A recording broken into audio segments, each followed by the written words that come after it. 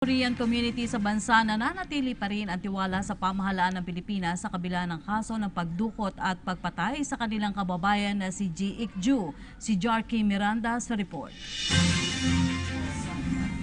Sa kabila ng pagkakapaslang sa South Korean businessman na si Ji Ik-ju, tiwala pa rin ang Korean community sa pamahalaang Pilipino. Ayon sa Vice President ng United Korean Community Association Incorporated, Sung Ho Shin, bagamat may kaunti silang pangamba bunsod ng naturang pangyayari, ay naniniwala pa rin silang mareresolba ang kaso at sisiguruhin ng pamahalaan ang kanilang seguridad.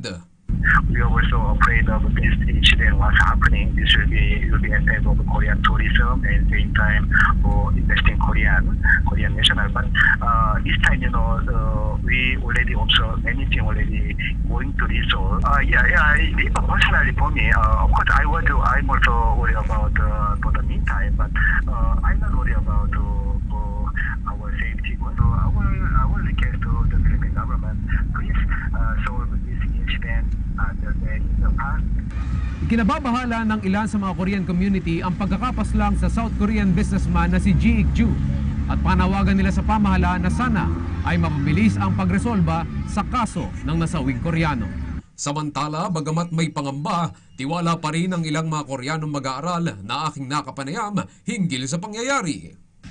I'm not afraid of the Philippines because I don't think all the Filipinos are dangerous because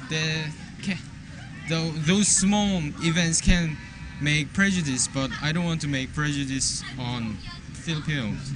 Try to be safe and careful. There's no problem, I think.